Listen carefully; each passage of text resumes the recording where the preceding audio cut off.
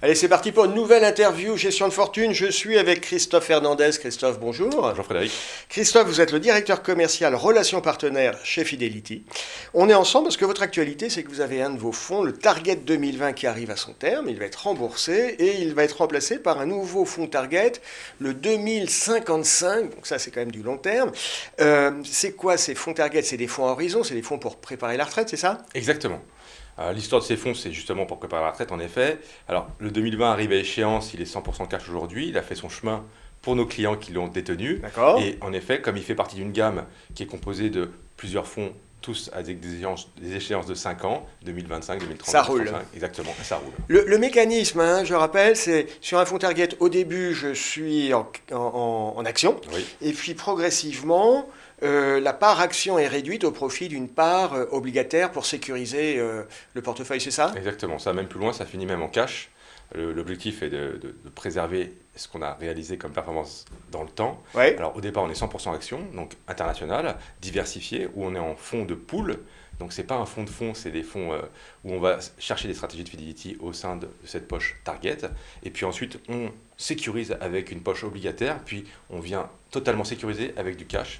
La poche obligataire n'est absolument pas là pour faire de la performance, mais pour sécuriser. Pour sécuriser. Exactement. Ces stratégies retraite, elles sont sur le long terme, parce que là, vous lancez un Target 2055, c'est-à-dire qui arrivera à son terme dans 35 ans. Exactement, exactement. L'idée, c'est de coller au plus près de nos clients. Donc, plus on est jeune, plus on investit jeune, plus on fait de la performance. Donc, 2055 est vraiment la bonne échéance pour ceux qui sont très jeunes D'accord. aujourd'hui. Cette stratégie-là existe depuis bien longtemps aux États-Unis. Le succès de Fidelity vient de cette stratégie finalement au Oui, marché parce financier qu'aux marché États-Unis, il n'y américain. a pas de retraite par Non. répartition, donc chacun est invité, s'il le peut, à constituer son capital retraite, c'est ça, À hein? travers le 401K. Et Fidelity est un des leaders du marché de la retraite aux États-Unis. Et c'est ce qui a fait l'histoire de Fidelity, c'est vraiment la retraite des Américains. Donc, Fidelity aux US a un vrai savoir-faire sur du fonds long terme, du fonds Target à horizon, dans la perspective de la retraite. En France, cette stratégie Target, vous la proposez depuis 2006. 2006, donc Exactement. ça fait 14 ans, bientôt 15 ans. Exactement. Alors, cette solution-là, au départ, n'avait pas tant d'intérêt que ça avec les fonds en euros qui rémunéraient beaucoup. Ouais. Aujourd'hui, le monde a changé. Avec Ouais. les fonds en euros qui rémunèrent plus beaucoup, il faut prendre du risque pour générer de la performance. Et en effet, cette solution-là est vraiment destinée à nos clients qui veulent investir de manière régulière sur les marchés financiers avec une solution qui va sécuriser leur plus-value. En gardant à l'esprit qu'on est sur des longs termes, il ne faut pas avoir le nez dans le guidon et tous les trimestres se dire qu'est-ce que mon fonds a fait, qu'est-ce que le marché a fait, parce que sinon ça n'a aucun intérêt. En termes de performance, ces fonds Target, ça donne ça donne de bonnes performances? Oui, ça donne de bonnes performances. L'élément central pour générer de la performance, c'est le temps. Et quand on a le Oui. temps, on génère de la performance. Et donc, ce Target 2020 qui arrive à échéance a généré depuis son lancement une performance annualisée de 3%. Les derniers targets lancés font des bien meilleures performances, mais le marché est bien meilleur. Oui, bien il y a meilleur. des cycles, on le sait. Exactement. Mais au final, ça remplit exactement l'objectif qui était fixé par nos clients. Oui, on le sait, il y a des cycles, il y a des périodes qui peuvent être assez longues, qui peuvent durer 5 ans, 10 ans, où les marchés sont plus ou moins favorables. D'où l'intérêt de l'investissement sur des dizaines d'années, sur 10 ans, 20 ans, 30 ans. Et j'imagine que l'idéal, c'est de l'associer à un PIP, un plan d'investissement programmé où on va régulièrement tous les mois. Parce qu'une des questions qu'on se pose quand on va sur les marchés actions ou obligataires, c'est la question du timing. Exactement. Est-ce que c'est le bon moment pour rentrer, pour sortir? Et souvent, on le sait après coup. C'est vrai, alors Fidelity fait beaucoup de pédagogie sur ces sujets-là, et la retraite pour nous est un sujet facile parce que quand on a le temps, on est pratiquement certain de générer de la performance.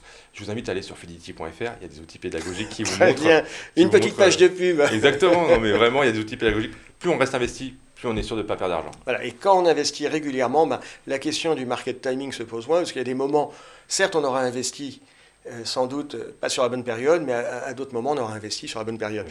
On a parlé de la performance. J'aimerais qu'on parle de la partie obligataire, parce que bon, ces fonds à horizon, c'est au début, je suis investi en actions. Progressivement, je réduis la part action pour mettre des obligations, pour finir en cash. Ces obligations, on met quoi? Parce que concrètement, jouer les obligations en ce moment, c'est compliqué.